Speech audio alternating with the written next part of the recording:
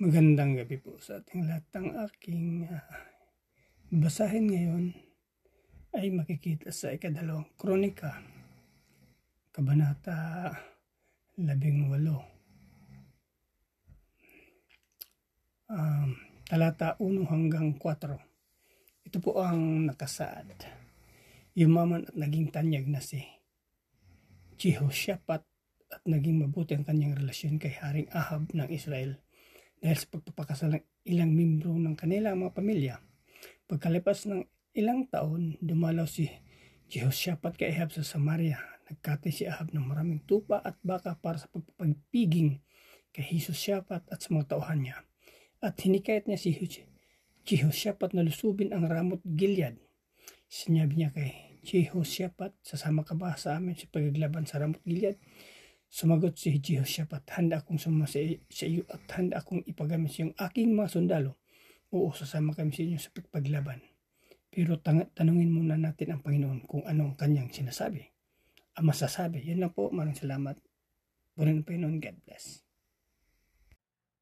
Isang mapagpalang gabi po sa ating lahat. Ngayong gabi po, ang aking ilalahad ay mula sa aklat ng Ikalawang mga Kronika, Kabanata 18, talata 5 hanggang 9.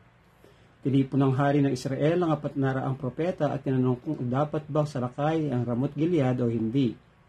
Sumalakay kayo, ang nagkakaisang tugon nila. Ibibigay iyon ng Diyos sa inyong mga kamay. Ngunit nagtanong si Jehoshaphat kung wala na bang ibang propeta, si Yahuwah, na maaari nilang mapagtanungan. Sumagot ang hari ng Israel, mayroon pang isa, si Mikaiyas, na anak ni Imla, kaya lang galit ako sa taong iyon sapagkat wala na siyang mabuting propesiya tungkol sa akin. Puro na lang masama, huwag kayo magsalita ng ganyan, mahal na hari, sabi ni Jehoshaphat. Pinatawag agad ng hari ng Israel ang isa sa mga opisyal niya upang ipasundo si Mikaiyas. Nakaupo ang dalawang hari sa kanilang trono sa gitna ng giika sa may pintuan ng Samaria. Nakasuot sila ng maringal na damit na sa harapan nila ang mga propeta na nagpahayag. Ito po ang salita mula sa ating Panginoon. Ang papuri po ay lagi sa Kanya at pasalamatan lagi. Amen. Isang mapagpalang gabi po sa ating lahat. Ang aking pong babasahin ngayon ay mula sa libro ng Ikalawang Kronika, chapter 18, verses 10 to 14. Si Zedekias, na isa sa mga propeta na anak ni Kenaana, ay gumawa ng sungay na bakal. Sinabi niya, ito ang sinabi ng Panginoon, sa pamamagitan ng sungay na ito, lilipulin mo ang mga Arameo hanggang sa maubos sila. Ganito rin ang sinabi ng lahat ng propeta. Sinabi nila, lusubin niyo po ang Ramot Gilead, Haring Ahab, at magtatagumpay kayo dahil ibibigay ito sa inyo ng Panginoon. Samantala, ang mga inutusan sa pagkuha kay Mikaiyas ay nagsabi sa kanya, ang lahat ng propeta ay pare-parehong nagsasabing magtatagumpay ang hari. Kaya ganoon din ang iyong sabihin.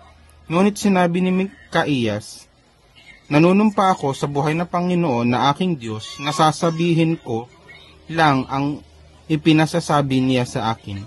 Pagdating ni Mikaiyas kay Haring Ahab, nagtanong ang hari sa kanya, Mikaiyas, lulusubin ba namin ang Ramot Gilead o hindi? Sumagot si Mikaiyas, lusubin niyo at magtatagumpay kayo dahil ibibigay ito sa inyo. Amen. God bless po. Magandang gabi po sa ating lahat. Ang babasahin ko po ngayon ay mula po sa Ikalawang Kronika, chapter 18, verse 15 to 19. Ngunit sinabi ng hari kay Mikaiyas, ilang beses ba kitang panunumpain na sabihin mo sa akin ang totoo sa pangalan ng Panginoon? Kaya sinabi ni Mikaiyas, nakita ko sa pangitain na nakakalat ang mga Israelita sa mga kabundukan gaya ng mga tupa na walang nagbabantay. At nagsabi ang Panginoon, ang mga taong ito ay wala ng pinuno. Pauwiin sila na may kapayapaan. Sinabi ni Haring Ahab kay Jehoshaphat, hindi ba sinabihan na kitang wala siyang magandang propesiya tungkol sa akin kundi puro kasamaan lang? Sinabi pa ni Mikaiyas, pakinggan mo ang mensahe ng Panginoon. Nakita ko ang Panginoon na nakaupo sa kanyang trono na may nakatayo sa kanan niya at kaliwa niyang mga makalangit na nilalang. At sinabi ng Panginoon, sino ang hikayat kay Haring Ahab ng Israel upang lusubin ang Ramot Gilead upang mamatay siya roon. Iba-iba ang sagot ng mga makalangit na nilalang. Amen. God bless po. Magandang gabi po sa ating lahat. Ang aking isi-share ay makikita sa Ikadalawang Kronika, Kapitulo 18, versikulo 20 hanggang 24. Ito ang nakasaad. At may espiritu na lumapit sa Panginoon at nagsabi, "Ako ang hihikayat sa kanya."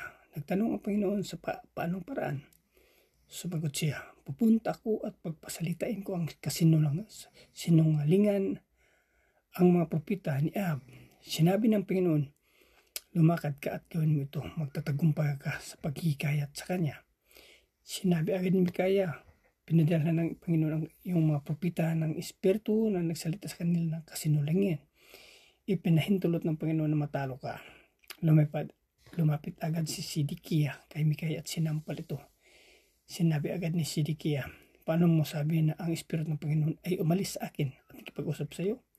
Sumagot si Mikaya, "Malalaman mo ito sa araw na matalo kayo sa labanan at magtatago ka sa kaloob-loobang kwarto ng bahay." Yan lang po. Maraming salamat. Purihin ang Panginoon. God bless. Hello po, magandang gabi. Ang aking Bible verse for today is from 2 Chronicles chapter 18 verses 25 to 29. Iniutos ng hari ng Israel na dakpin si Mikaiyas at ibigay sa kanyang anak na si Joas at kay Amon na gobernador ng lungsod.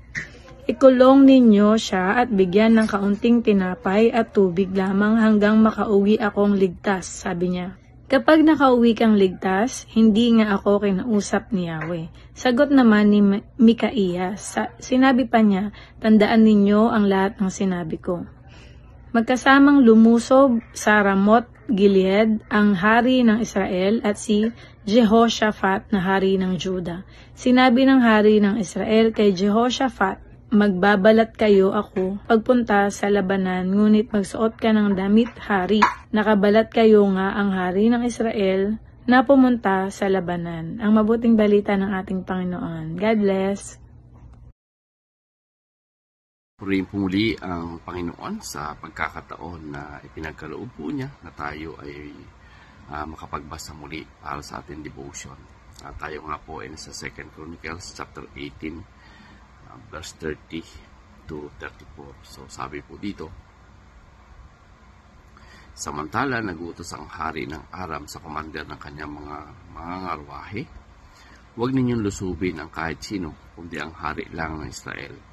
Pagkakita ng mga commander ng mga ngarwahe kay Jehoshaphat, inisip nila na siya ang hari ng Israel, kaya nilusob nila ito. Pero humingi ng tulong sa Panginoon si Jehoshaphat at tinulungan siya at inilayo sa mga kalaban niya. Nang mapansin ng mga commander ng mga ngarwahe na hindi pala siya ang hari ng Israel, huminto sila sa paghabol sa kanya. Pero habang namamana ang isang sundalong Arameo sa mga sundalo ng Israel, natamaan niya ang hari ng Israel sa pagitan ng kanyang panangga sa dibdib. Sinabi ni Haring Ahab sa nagdadala ng kanyang karwahe, "Ilayo mo ako sa labanan dahil nasugatan ako." Matindi ang labanan ng araw na iyon at ang hari ng Israel ay nakasandal lang sa kanyang karwahe na nakaharap sa mga Arameo hanggang hapon. At nang lumubog ng araw, siya ay namatay. So dito po natin makikita na nagkaroon na na kumbaga binigyan na siya ng kaalaman na yung labanan na yun ay matatalo po siya. Pero nagpatuloy pa rin itong hari na ipagpatuloy yung laban. At dito makikita natin na kapag ang isang salita ay galing po sa Panginoon, hindi po talaga ito magpipail, magiging totoo po ito. Kaya sabi ng propeta ay kung ikaw ay makakabalik ng matiwasay, ay hindi nga nagsalita sa akin ng Panginoon. So dito po natin makikita na talagang yung Word of God ay hindi po ito magpipail, talagang mangyayari yung sinabi ng Panginoon. So muli po ay purihin ang Panginoon sa binigay muli sa atin ng pagkakataon na tayo nakapag-devotion, na tayo nakapagbasa, at muli ay patuloy tayong pinapagkalooban na makapagpatuloy sa ating ginagawa. So purihin po muli ang Panginoon, and God bless.